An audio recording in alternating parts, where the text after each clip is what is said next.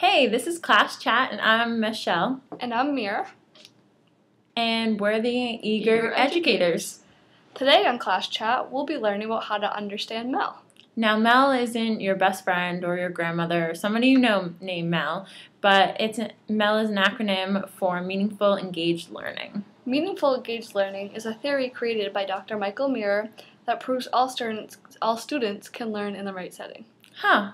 We're Michelle and Mira kind of sounds like Michael Mira. Very weird. Now, MEL is an easy system made up of a few different parts.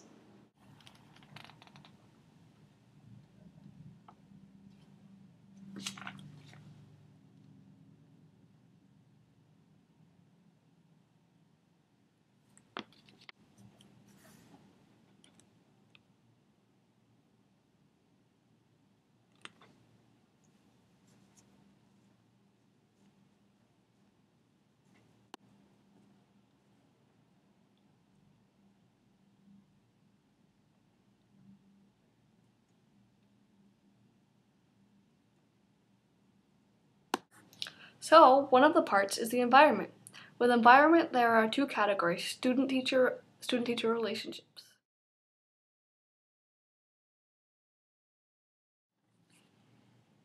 As well as helping students succeed.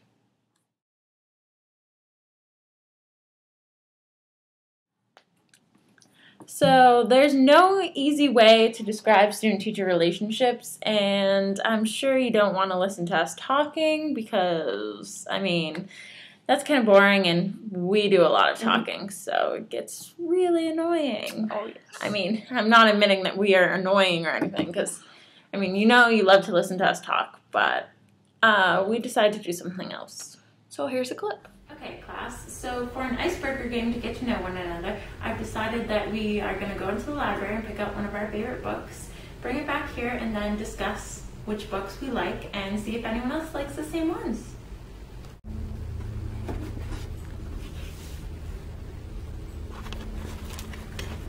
Oh, what book do you have there? I'm reading Modern Love. Oh, I love that book. Really? That is so amazing. I can't believe you love the same book as I do. Great connections, huh? Very good connection. I'm so glad I have a teacher like you. Yeah, thanks. You're the best. Well, that works so well for helping a student succeed, we decided to show you another clip.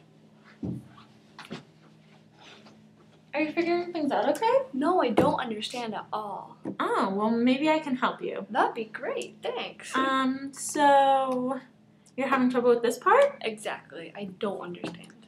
All right. Well, we'll work on it together and see if we can figure things out. All right. Good.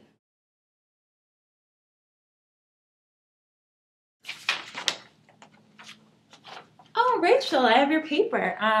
Really? You did a great job. I can't believe it. I got know. an A. And I didn't even really help you that much. It was Thanks great. so much. You're so intelligent. Oh, thank Keep you. up the great You're work. a great teacher.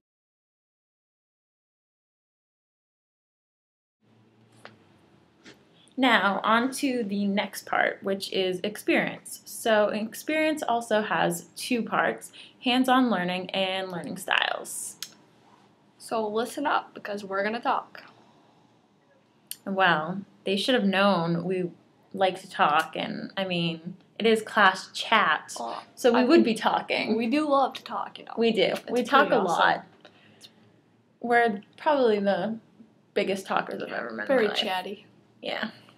So, want to tell us about hands-on? Sure. Hands-on is like getting the students involved and participated in basic activities that keep them moving and learning together, which is very important.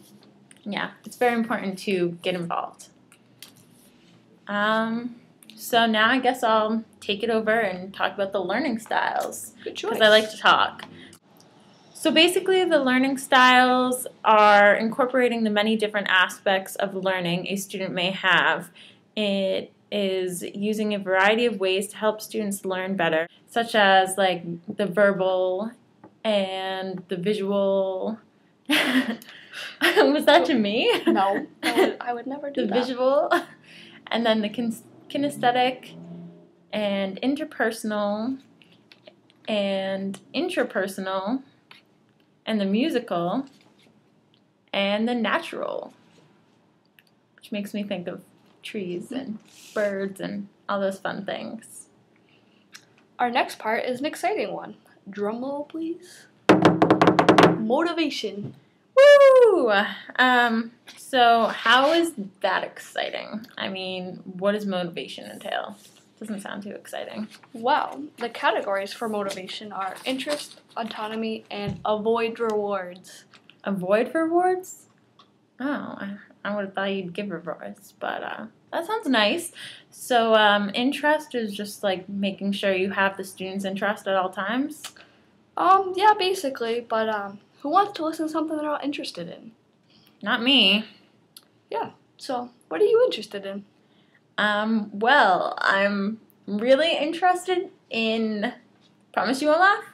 I'll try not to. It's hard. Are you sure? Sometimes I have trouble. I'm really into mimes. I love the way they make those little boxes. And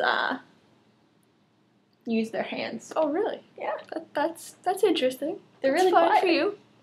Fine for me? That's definitely different, but I can never shut you up. So, and mine's usually pretty silent. Well, you know, what are you interested in? I like to act like ostriches. Go like this sometimes. Okay. So you want to be an ostrich when you grow up? You could say that, yeah. That was one of my aspiring interests one day. Clearly, you're nothing like an ostrich. I'm sorry. It's alright. Ostriches have feathers. Yeah. I wish I had feathers. Yeah. I mean, that's always good to have feathers, I guess. We both definitely have different interests, as you can see, but that keep us occupied, keeps us interested. So in order to keep our focus in the classroom, it's good to use examples of things we're interested in. That's what it entails. Exactly. So, can you imagine what autonomy is? Autonomy? Like, I'm thinking science, but I'm probably wrong, so I'm gonna have to say that I have no idea. Something that has to do with oneself? Yeah. It's like being independent. So it's like teachers must, like, remember that while they have a whole class, they have to relate to students independently as well? Very true. And, do you remember those teachers that used to give us, like, that one assignment and you never had a choice? It was like, make a poster or do a paper, but it was never anything that you were interested in. It was horrible. Terrible. Yeah. Well, you just gotta love those teachers. But the teachers you really gotta love are the ones who let you make up your own ideas and who are like, okay, so you have a book report due. Do whatever you want. You could make a cast for a movie or... Very nice. Or, you know, make a CD soundtrack that goes with your book or something exciting, something different than just a poster or paper. Oh, yeah. It's all about giving options and decisions to make your own. Exactly. So as long as what the teacher gives you for an assignment and what you end up handing in as a project still helps you learn the lessons that you need to learn, I think it's pretty awesome to have, Definitely. like, the little space in between to make up your own mind. I agree.